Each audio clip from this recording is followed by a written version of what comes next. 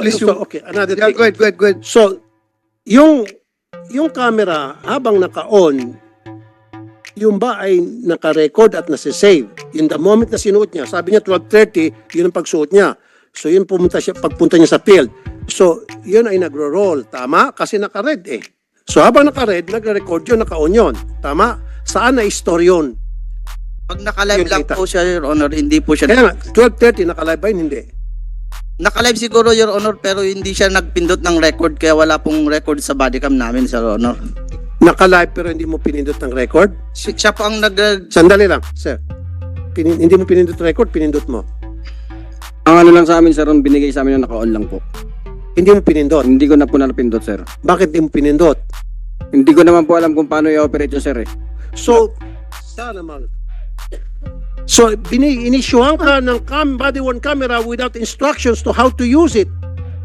Sa amin, sir, pag nasa patrol car ayun lang po ang minomonitor namin pagka Yes, matawag po tanong sila. lang. So, sino ang nagbigay sa iyo? Sino ang nag-detail sa iyo ng kamerang yon? Sino ang nag-assign sa iyo ng camera na yon? Sa substation, Your Honor. Sino doon? Yung dimesa po namin, Your Honor. Sino si Dimesa? Kasi dapat si Dimesa makakasuhan din. Kasi Si- nga, bibigay siya ng camera sa iyo na hindi man lang ikaw tinuturuan niya.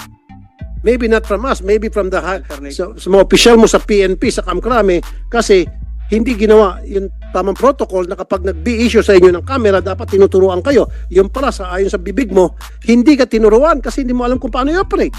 Basta suot ka lang na suot, tapos na. Actually, Your Honor, yung body camera po talaga, nakadesignate lang po talaga sa patrol car namin pag nagpapatrolling kami noong time na yun. Kaya nga, nakadesignate sa patrol car, pero at least man lang, alam mo kung paano i-operate yun. Sabi mo, hindi mo alam. Bakit hindi mo alam? Kasi hindi tinuro sa'yo. Actually, si Your Honor, wala pa po, may isang tao lang po ng seminar ng ganyan, sir. Ano po sa amin ng body camera. So bakit ka susuot ng body camera na hindi mo alam i-operate? So sana pinasuot mo doon sa marunong mag-operate. So bakit ka susuot ng camera na parang useless pala? Ano yun? Dekorasyon. Actually, Your Honor, pinahawak na po lang sa akin yun kasi yung kasama ko po talaga na nakasuot nung time na may operation, may kinausap po na tao regarding po sa bangka dapat nagagamitin. So yung kasama mo, yun ang marunong mag-operate Yes, Your Honor. at ipinasa sa'yo. Yes, Your Honor. So hindi mo man lang tinanong sa kanya na mate, Brad, chief, manager, pare, utol, paano ba i-operate to? Hindi ko na po natanong sa kanya, Your Honor. Then you're stupid. You're really stupid. Kasi kung ako sa katayuan mo, bibigyan ako isang gamit na hindi ko alam paano i-operate bago sa akin, I will ask, pare, paano ba operate to? Turuan mo nga ako. Kasi, without you asking, wearing that camera, para kang tanga, lalakad-lakad dyan na hindi pala umaandar at hindi mo alam paano paandarin.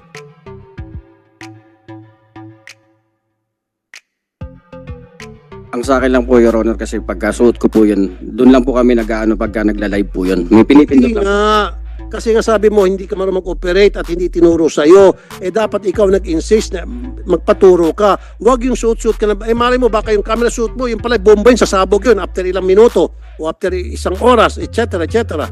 O, dapat nagtatanong ka. Pulis ka eh. Di ba? So sayang yung camera na yun.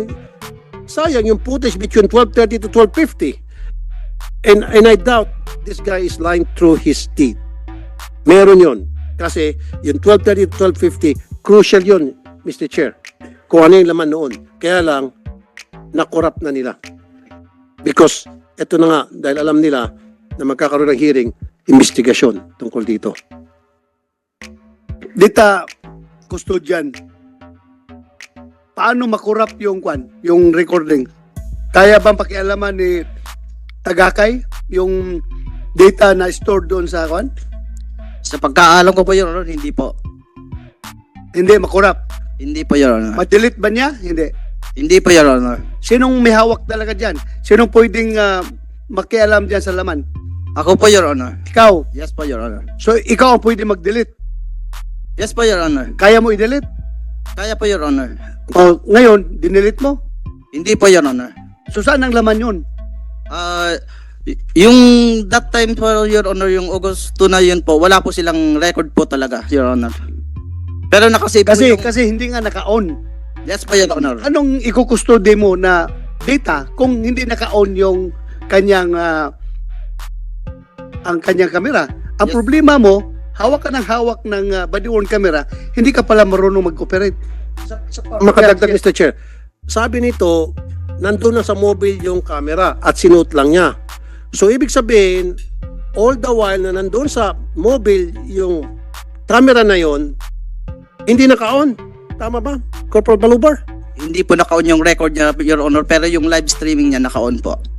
So, yung live streaming naka-on. Opo, So, Your sino nga nakamonitor dun sa live streaming? Sa kwan namin, Your Honor, sa screen po namin sa... O, di ba dapat si live streaming doon sa main office ninyo, dapat merong recording system doon. Wala po, Your Honor. Bakit wala? Kwan lang po, Your Honor, monitoring lang po yung pagkakaalam ko, Your Honor. Ay dapat meron. Kasi kung para fail-safe proof na pag nagpalpak dito sa suot-suot ng operatiba, at least meron doon sa main na magre-record. Because ako nag-live streaming din ako sa YouTube Okay? Now, pag nagkamali o nagka-problema doon sa mga cameraman ko, and at least doon sa studio ko, naka-record yun. Ganon dapat. So, hindi ganon ang sistema nyo. Hindi po ganun yung kwan namin doon, Your Honor. Then, dito nakikita natin maraming lapses, Mr. Chair. Number one lapse is that naka-live pala yun. Wala nagbabantay Monitor. sa monitor. Kasi walang record At least ma-record sa utak mo yun. Utak mo nang gawin mo CPU. Kasi walang CPU yung system ninyo Yung utak mo, kung nakita mo yung kung anong nakalagay doon sa inyong monitor, na-record mo yun. Now, pangalawang tanong. Okay, Mr. ikaw lang Chair. suot ng body Mr. Chair, quick interjection, Sen. Rafi. Okay lang sa'yo. Kaya, Salamat, Mr. Chair. Quick interjection lang. Tinatanong ni Sen. Rafi yung mga oras na 12:30 to 12:50. Sabi niyo po, Corporal Balubar, hindi niyo pinanonood yung live stream na yon galing sa camera dahil kayo gumagawa ng presentation. Yes po, Your Honor. Pero tanghali yun hindi ba kayo nagla-lunch? Naglalaro siya naman po, Your Honor. So ano bang ginagawa niyo talaga at that time? Gumagawa ba kayo ng presentasyon or kumakain ba kayo? Gumagawa po ako ng presentation that time, Your Honor. Pero last question, Corporal Balubar, hindi ba dapat kapag yung body-worn camera na monitor 24/7 dahil minomonitor nyo yung kaligtasan ng mga tao ninyo sa field, lalo na sa mga gagawing operasyon tulad nito? Hindi ba 24/7 ang pag-monitor niyan? Your Honor, hindi po namin na-monitor na 24/7 yun. Nako yung mga Problema sagot yan, na Mr. Chair. It goes back to leadership na naman, Colonel Umipig. Bakit ganun na lang ka?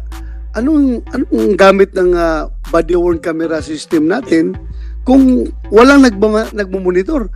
Kung nagbarila na sila doon ngayon, wala maka-report sa'yo na, sir. Yung tropa natin na-engage. Kasi walang nagbabantay sa nagbabantay sa screen. Sinong duty dapat doon na magbantay? Makasingit ka ng umipig. Yes. Kanina, naawa ko sa iyo, kinampihan kita, pero habang humahaba ang hearing dito, mukhang naasar na ako sa iyo. Kasi may kita dito yung pagiging inutin mo, sir. I'm sorry for the word.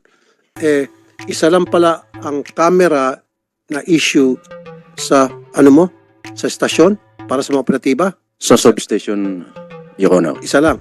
But have you instructed them in the absence, kung kulang sa camera, pwedeng gumamit ng cellphone? Hindi po ako nagkulang dyan, Your Honor. Sinabihan mo sila na Yes, gumamit yes, Your Honor. ng cellphone? Yes, Your Honor. Sino po mga sinabihan mo? Noong nag-conduct po ako ng talk to men, Your Honor, yan po ang unang sinabi ko na i-validate muna pag mag-operate, gagamit kayo ng cellphone, Your Honor. So, alam po lahat ng operatiba ninyo. Alam po nila, Your Honor. And yet, they didn't do that.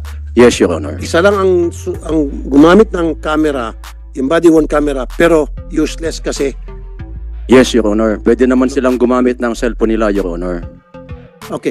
So, Sergeant Tagakay, nung malaman mo na lobat at patay na yung body worn camera mo, kailan mo nalaman yun? Anong oras? Nung malaman mo, uy, patay na pala to, hindi numaandar. Mga pasto na, Your Honor. Past 2. Ang mga anong oras?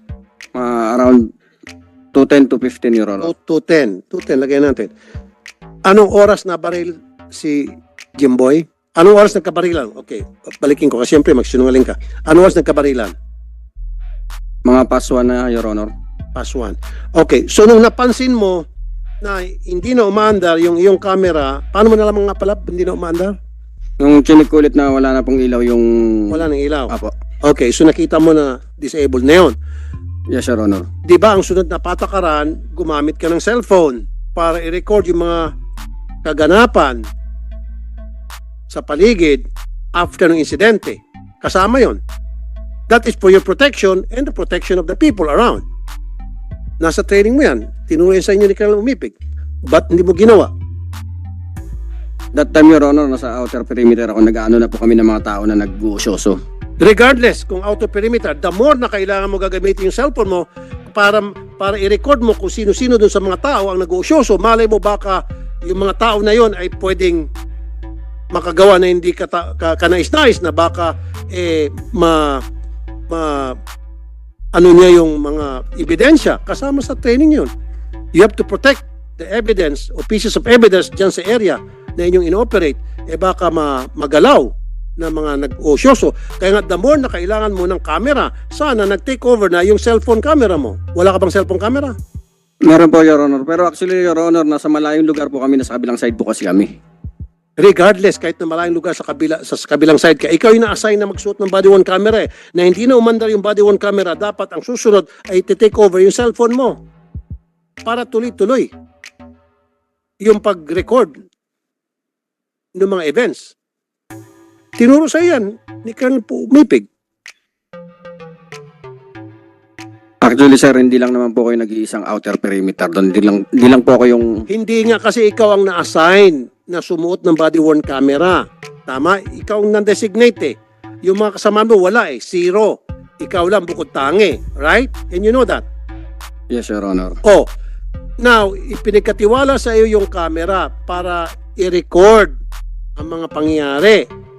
Now, nakita mo yung inaasahan na ikaw na nag-iisang camera, pumalpak na, pumalya na, dapat ang sumunod nan, gumamit ka pa ng cellphone para kapag hiningian ka ng accomplishment, hiningian ka ng footage ng boss mo, meron kayong mapakita whether yun ay puro mga nag-uusyoso lang or anything, etc. At least meron ka maipresenta sa boss mo.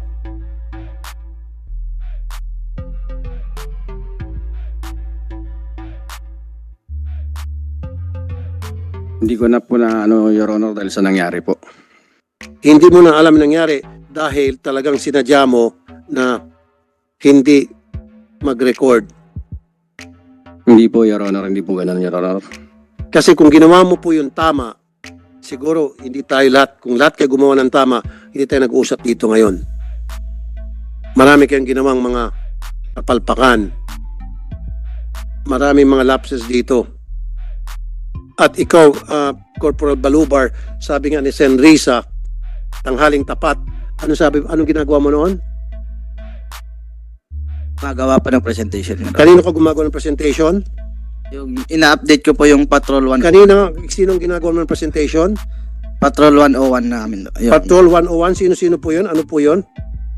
Yung deployment po namin. Your Honor. Sino po? Sino yung mga nandoon na ginawa mo ng presentation?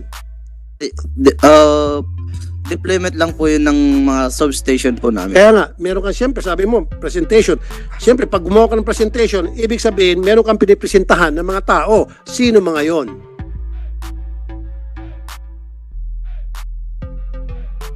Para po sa conference ng briefing po yata yun, Your Honor. Okay, briefing. Sige. So, kapag gumagawa ka ng briefing, meron kang taong kaharap na ginagawa mo ng briefing. Sino yung ginagawa mo ng briefing?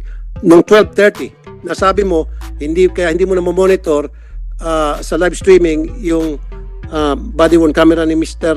Tagakay. Sige, sino yung ginawa mo ng briefing? para ipatawag namin dito.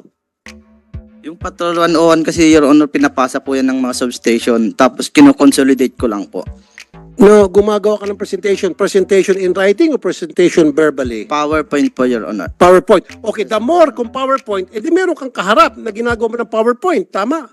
Wala po, Your Honor. Okay, anong klaseng presentation ang ginawa mo? Yung mga deployment po ng Foot Patrol, Mobile at saka kwan po, Your Honor. Gumagawa ka ng deployment. Sino-sino po yung naging recipient nung deployment mo para sa mga foot patrol, para doon sa sinasabi mong briefing? Who are the recipients? Sino ang mga nag-benefit noon?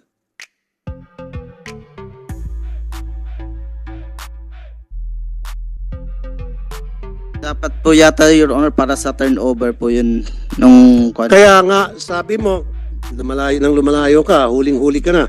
Una, sabi mo, gumagawa ka ng presentation, and then binago mo briefing, and then deployment, and then 101, etc. Kaya nga, doon sa effort mong yun, kung anong pa man tawag mo doon ngayon, magpabago-bago ka man, sino ang nakinabang, kanino napunta yung effort mo, sinong sumalo doon sa effort mong yon, mga sumalo, sino? Uy, sino sinabmitan mo nung trabaho mo na yun? Dali lang naman. Kung kanino mo sinabmit yan, bakit hindi ka makasagot? Ina-update ko kasi po yung Patrol 101 na yun. Kaya nga, kanino? Compliance mo yan, kanino? Sinong sinasabitan mo? Para sa district po, Your Honor, yung Para sa district? tawag nito. Saan? Sa operation? Sa plans? Sa admin? Saan? Baka lumalabas dito, gumagaw-gaw ka na ng kwento, ha? Kasi hindi mo alam kung ano yung pinagsasabi mo. So, gusto mo ba masama ka dun sa baba? Hindi po, Gusto Your mo? Honor. Well, then magsabi ka ng totoo. Come clean. Tulad nga sinabi ni General Sermonia kanina, nag-uusap kami, sinabihan na kayong lahat, mag-cooperate na lang para alang-alang sa ikabubuti, hindi lang ng ating kapulisan, kundi ng taong bayan. Magsabi ka ng totoo. Kasi hindi mo ako pwedeng paikutin, Sergeant Balubar. Alam mo, yung mga taong katulad mo, 2 dekada ko nang ginigrill at hindi ako napapaikot. Nahuli ka na. Magsabi ka ng totoo. Mag-sorry ka, maaaring malalampasin namin and we'll let you go. Siguro, konting admin case against you or reprimand or memo. Kaysa magsinungaling ka, makukulong ka pa, makakasuhan ka pa. Init lang ulo ni Chief Bato de la Rosa, Senator de la Rosa. Init ang ulo namin. Kaysa naman magpakumbaba ka at aminin mo, nagkamali ka, nagkaroon ka ng lapses, and yun lang gonna do it again dahil sa katangahan mo, whatever, then pwede pa siguro magkaroon ka ng memo, retraining program. And it's okay with me, and it's okay with us. Kaysa naman, gawin mo kaming tanga, paikot-ikutin mo kami rito at magsinungaling ka, lying through your teeth, hindi kami papayag. Yun po ang totoo, Your Honor. Kaya nga, kung yun ang totoo, sige. Sino yung gumawa ka ng report? Sige, ako na mismo, tinuturuan na kita. Okay? Gumawa ka ng report. Kasi presentation, sabi natin report. Kanino mo sinumiti yung report para kanino yung report? Sa weekly staff ko ng kwan namin, Your Honor. Sa weekly staff. Sino po yung sa weekly staff na yun? Kanino mo, di ba gumawa ka ng report, presentation, o kanya sulat-sulat. Kanino mo binigay yun o sino ang nakakita noon na ginawa mo yun, na-accomplish mo yun on that particular day, on that particular time? Sino-sino mga yon? Yung mga kasama ko pa sa opisina, Your Honor. Sino-sino yung mga kasama mo sa opisina?